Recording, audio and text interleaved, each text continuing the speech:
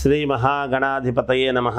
ఐం మహాసరస్వత్యే నమః. శ్రీ లలితాంబికాదేవ్యే నమః. మామూలుగా పడుకొని లేవంగానే అంటే ఉదయాన్నే లేస్తూనే చూడవలసినటువంటి వస్తువులు ఏమిటి అని ఒక ప్రశ్న.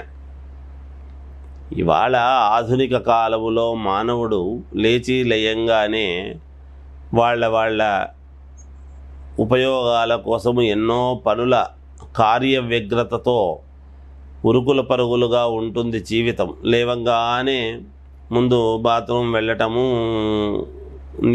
మామూలుగా ఇవన్నీ నెరవేర్చుకోవటము, కాలకృత్యాలు నెరవేర్చుకొని తొందరగా వెళ్ళాలి అనేటువంటి తపనతో లేస్తారు.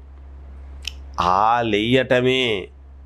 లేయటమే మనము ఏమి చెయ్యాలి అంటే, ముఖ్యముగా ప్రతి వాళ్ళు కూడా దక్షిణము వైపు తలబెట్టి నిద్రపోవటము అనేటువంటిది చాలా యోగదాయకం. ఎందుకు ఆ మాట చెబుతున్నాను అంటే, దక్షిణం వైపు నుంచి పడుకున్నంతసేపు పడుకున్న తర్వాత ఉదయాన్నే లేవటమే ఉత్తరం వైపుకు లేస్తారు. లేచిన తర్వాత తన రెండు అరచేతులు చూసుకోవటం. ఎందుకు తన రెండు అరచేతులు చూసుకోవాలి అని అన్నారు అంటే, కరాగ్రము కరమధ్యే కరమూలే అని ఒక చెప్పినారు. ఎందుకు? మహాలక్ష్మి, మహాకాళి, మహాసరస్వతి దేవి ఈ చేతులలోనే ఉంటుంది అని. ఎందుకయ్యా ఆ మాట అన్నారు అంటే, మీరు బాగా గమనించండి. మనము ఏదైనా సరస్వతి అమ్మవారిది రాయాలి అంటే ఈ చేత్తోనే రాయాలి. అలాగే లక్ష్మీదేవిని ఎంచాలి, ఏదన్నా ఒక పని చెయ్యాలి అంటే కూడా ఈ చేత్తోనే చెయ్యాలి. కొన్ని చెయ్యకూడని పనులు కాళికాదేవి యొక్క అనుగ్రహము వలన ఏది చెయ్యాలన్నా ఈ చేతులతోనే చెయ్యాలి. ఇక్కడ అర్థమైంది కదా. అందువలన మన రెండు చేతులు మనము ఒక్కసారి చూసుకొని మహాకాళి, మహాలక్ష్మి, మహాసరస్వతీ దేవిని గనక ఒక్కసారి మనము అనుకొని అద్దములో ఎవరి ముఖము వాళ్ళు చూసుకున్నారు అనుకోండి, చాలా మేలు జరుగుతుంది. ముందు మామూలుగా చాలామంది ఏం చెబుతామంటే, మనం మామూలుగా ఏదైనా లేవంగానే గుడినో గోపురమో కనపడితే దైవాన్ని చూస్తే మంచిది అనుకుంటాము. పడుకొని లేచిన తర్వాత ఎన్ని మాట్లాడినా పడుకున్నటువంటి వాడు వీడు అపవిత్రుడితో సమానము.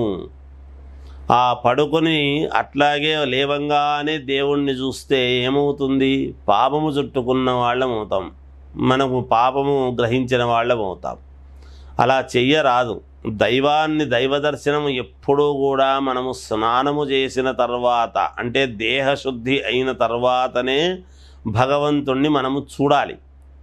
అందుకనే మన చేతులను మనము చూసుకుంటే యథావిధిగా ఏమవుతుంది అంటే, మనము చెయ్యాల్సినటువంటి పనులు ఈ చేతులతో నిరంతరము నాతో మంచి చేయించు తల్లి, నేను ఎక్కడా ఏమాత్రము కూడా అపవిత్రమైనటువంటి పనులు చెయ్యనీయకుండా చూడు తల్లి, నా చేత్తో అన్ని మంచి మాటలు, మంచి కావ్యాలు కానీ, మంచి కవిత్వము కానీ, మంచి పద్యము కానీ, మంచి ఇంకొకరికి ఉపయోగపడేటువంటి విషయము కానీ ఏదైనా ఈ చేతులతో రాయేసేటువంటి మంచి జ్ఞానాన్ని ప్రసాదించు తల్లి అని సరస్వతి అమ్మవారిని ఇలా కోరుకుంటాము మనము. అందుకని ఈ చేతులతో ఉదయము లేస్తే ఎన్నో మంచి పనులు చెయ్యాలి అనేటువంటి అభిప్రాయముతో మనము లేవడం అనేటువంటిది జరుగుతుంది గాక. అందుకే లేవంగానే చూడవలసినటువంటివి ఏమిటయ్యా అంటే, ఇగో ఇవి మామూలుగా అద్దంలో ముఖము చూసుకోవటము, ఇంకా దానికి తిరుగులేదు. అలాగే ముందు లేవంగానే చేతులు, మన కరములు రెండూ కూడా ఒకసారి కళ్ళకద్దుకొని చూసుకోవటము. ఆ తర్వాత కాలకృత్యములు ముగించుకున్న తర్వాత స్నానమది అయిన తర్వాత భగవంతుడి దగ్గరికి వెళ్ళి దర్శనము చేసుకొని నమస్కారం చేసుకోవటం అనేటువంటిది ఉత్తమమైనటువంటిది. ఒకవేళ ఇంట్లో దేవుణ్ణి పెట్టుకునేటువంటి అవకాశము లేదు అని అనుకున్న వాళ్ళు తులసి మొక్కను పెట్టుకొని తులసి కోటకు నమస్కారము చేసుకుంటే సకల పాపహరణం అన్నాడు. సకల పాపాలు తొలగుతాయి అని చెప్పాడు. అందువలన అలా తులసి మాతనైనా చూడవచ్చునుగాక. ఇవి లేవంగానే మనుషులు చేయాల్సినటువంటి విధి విధానాలు అని తెలియజేస్తూ జయోస్తు.